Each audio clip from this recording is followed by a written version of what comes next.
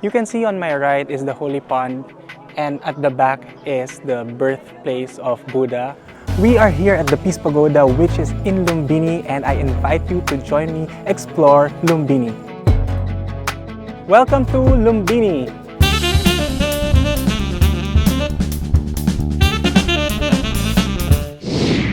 It's 8 o'clock in the morning and we are leaving Chitwan. We will be heading to Lumbini and it's gonna take maybe 5-6 hour drive to get there.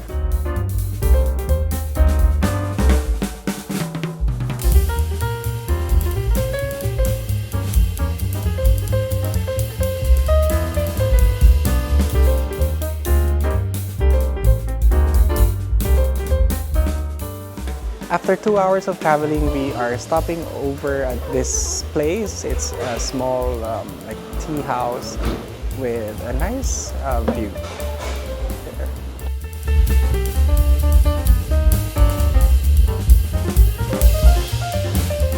It's 12:50 and after 5 hours of traveling, we have reached Lumbini. We're gonna have our lunch and it's called takali, which is a combination of dal and bad and a few other side dishes. This is pagoda, which is kind of appetizer. It's pretty much dry things. So it's pretty crispy. So it's good, very good, yes.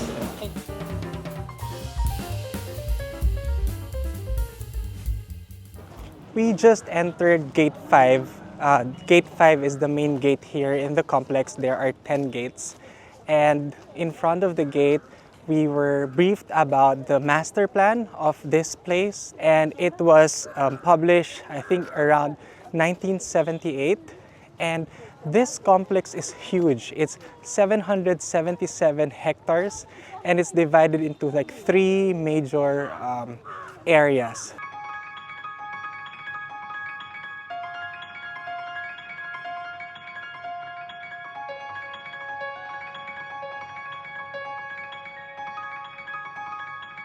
Behind me is the Pancha Sila. Pancha means 5 and Sila means teachings. And according to the teachings of Buddhism, you just need to follow all of these 5 rules.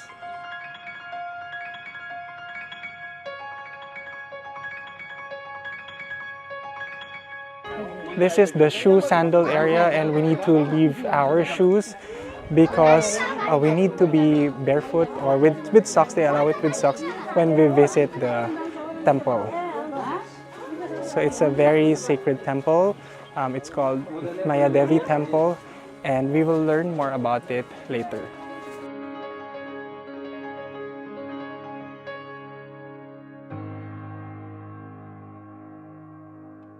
Situated in the foothills of the Siwalik Range in the district of Rupandehi, Lumbini, the birthplace of the Buddha, is one of the most important pilgrimage sites. So this site is this property is a world's property, not only Nepal government. So the main certificate of the world is a site. So this site included in 1997. Buddhist literature mentions that the newly born Siddhartha took 7 steps and uttered an epoch-making message to the suffering humanity in the Lumbini garden. The beautiful Lumbini garden was renowned for its beauty of shady grove, lush green trees, and colorful flowers. Maya Devi, the queen of Sakya king Suddhodana, on the way to her maternal hometown Devadaha, was passing through the Lumbini garden and took a bath in the Puskarini.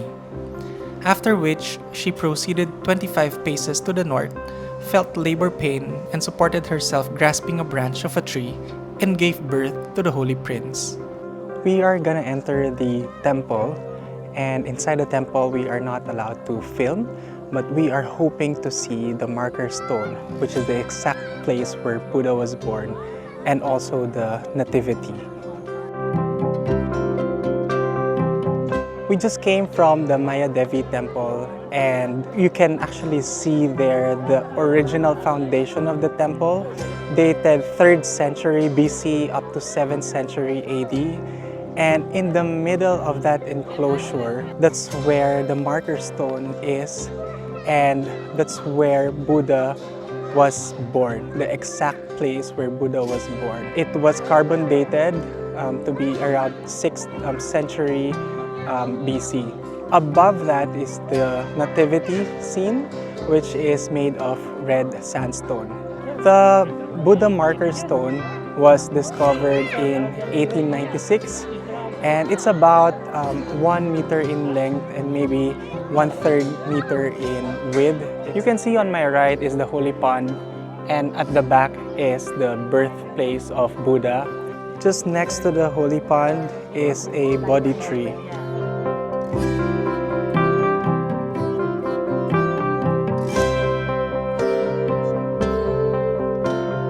This is a leaf from this Bodhi tree, and the Bodhi trees are sacred, but we can take the leaves that already fell onto the ground.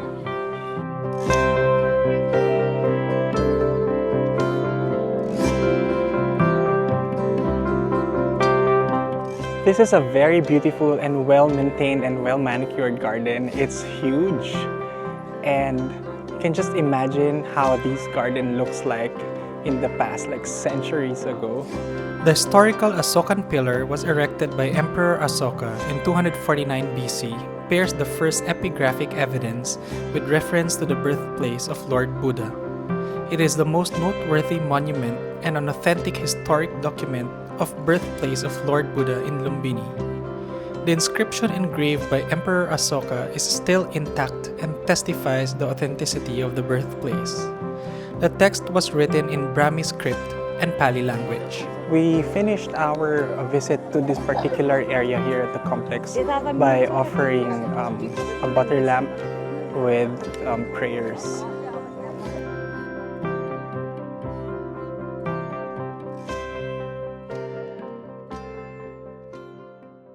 So this Buddha, baby Buddha structure is from the people of Thailand.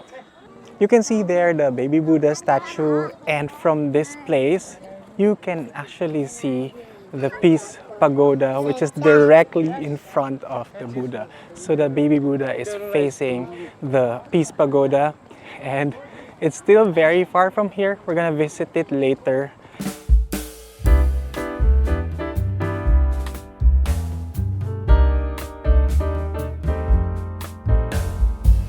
Our next stop is the Peace Pagoda, and it's very far from here.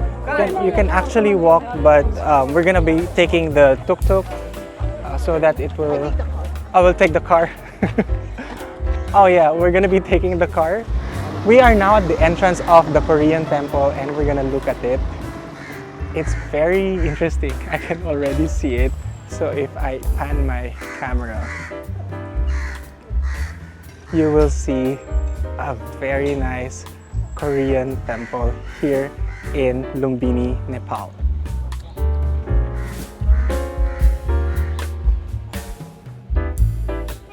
From Korea, we're gonna be going to China.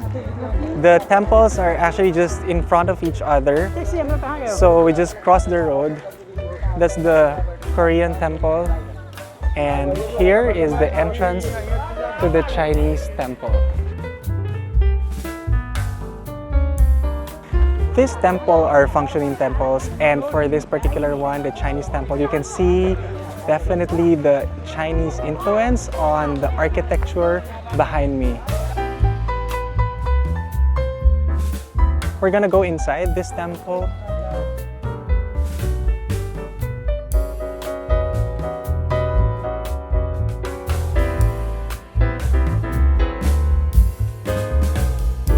Here in Lumbini, there's a lot of different temples inspired by the temples all over the world, and this particular temple is what they call the Singapore temple. It looks very modern yet also ancient. It's a very nice touch. I think Singaporeans will love this temple.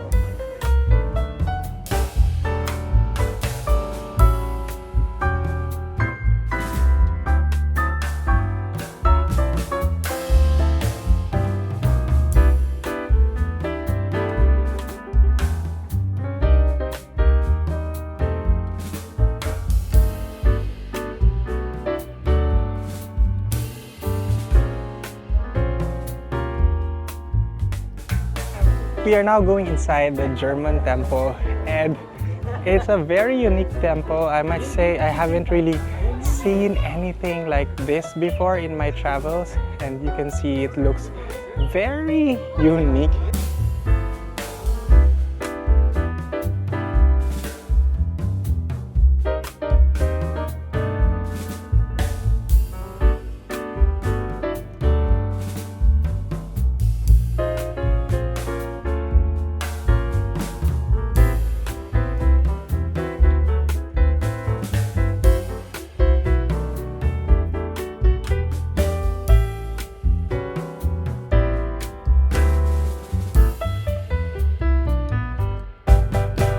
We're gonna go inside the temple after going around and seeing and learning about the life of Buddha.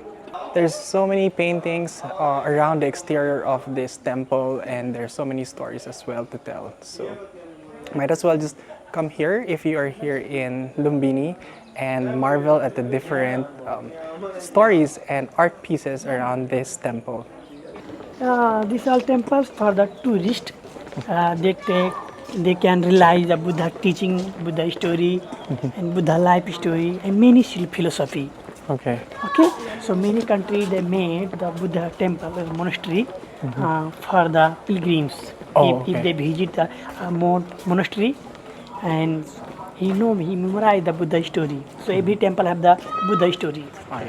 We are now in the third part of this whole complex, which is the Lumbini village, and behind me you can see the World Peace Stupa.